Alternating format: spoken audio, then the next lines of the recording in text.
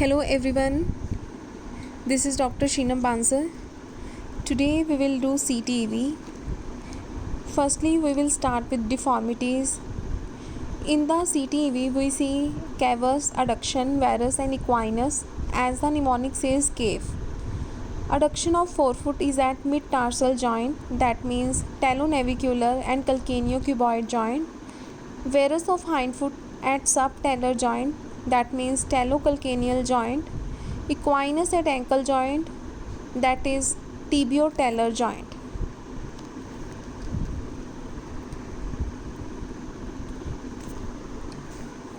Role of X-rays in CTEV.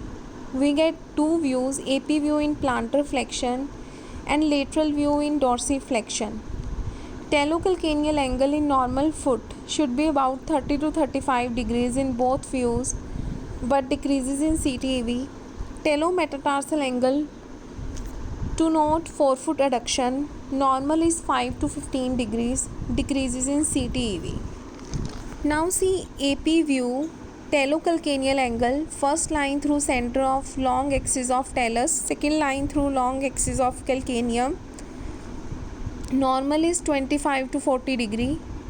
In the lateral view, first line passes through midpoint of head and body of talus.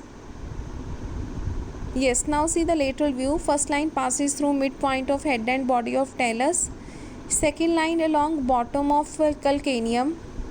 Normal is 35 to 50 degrees.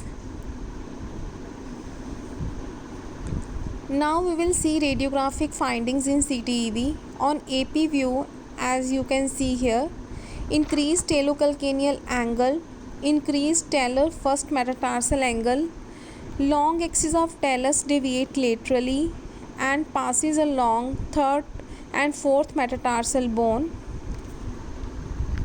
Now see lateral view, decreased talocalcaneal angle, talocalcaneal parallelism, disrupted talar first metatarsal angle, long axis of talus and calcaneum passes inferior to cuboid, normally crosses cuboid. Now we will start with Pirani scoring system. In this scoring system, we see hindfoot and midfoot.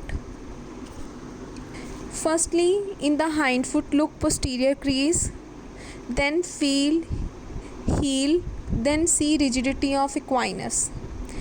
Look posterior crease. If there is no heel crease, then 0. If mild, then 0.5. If deep, then 1. If there is hard heel, calcaneum in normal position, then it's 0.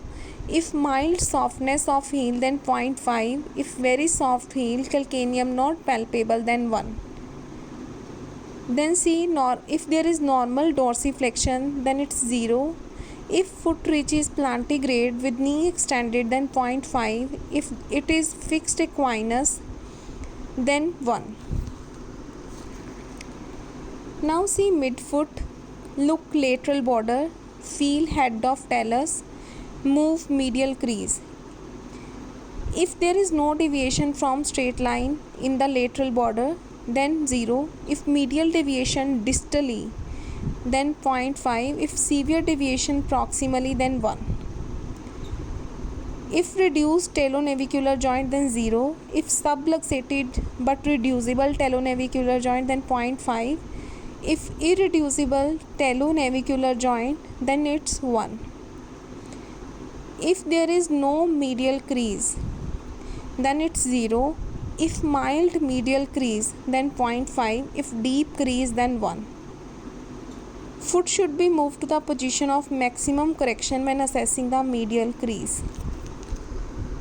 So it was all about Pirani scoring system. You have to see hindfoot and midfoot, posterior crease, heel, equinus, lateral border, head of talus and medial crease.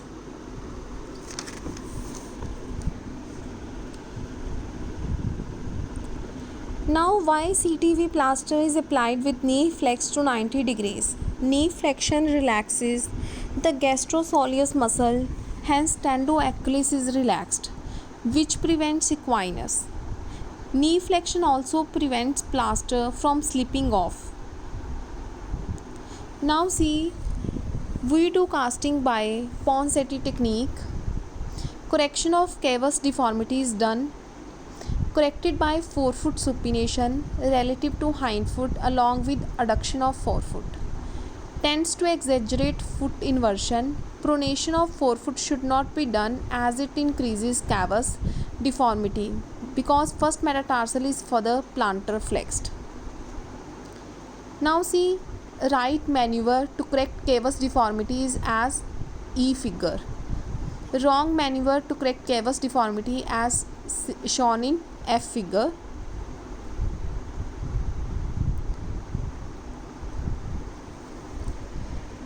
Firstly, you will correct the cavus. Now see thumb is positioned over lateral aspect of head of talus and finger correct the forefoot.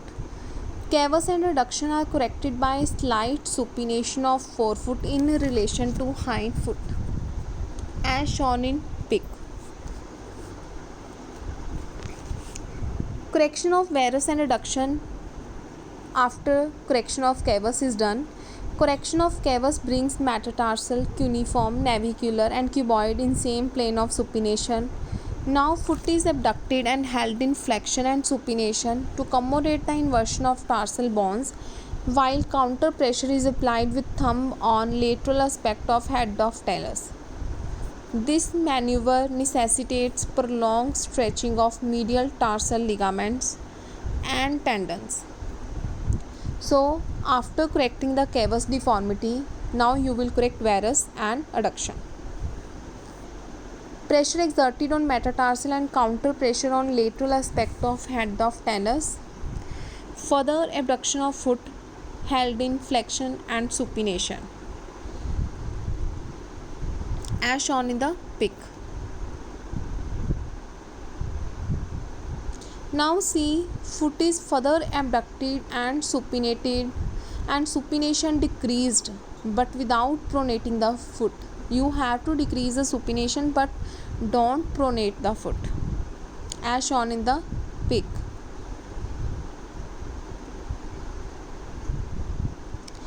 Now lastly you correct equinus. Correction of equinus should be attempted when hind foot is in neutral position to slight valgus and foot is abducted 70 degree relative to leg. Equinus is corrected by progressive dorsiflexing the foot. To facilitate rapid correction, subcutaneous tenotomy is done. Care should be taken while dorsiflexing foot by applying pressure under entire sole and not under metatarsal heads. Now see foot is further abducted up to 70 degree to stretch medial tarsal ligament. Heel is not grasped by hand, thus allowing calcaneus to abduct with foot and heel varus to correct as you can see in the pic.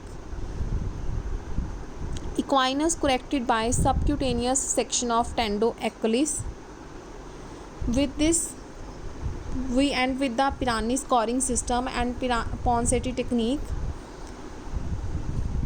With this we end our session.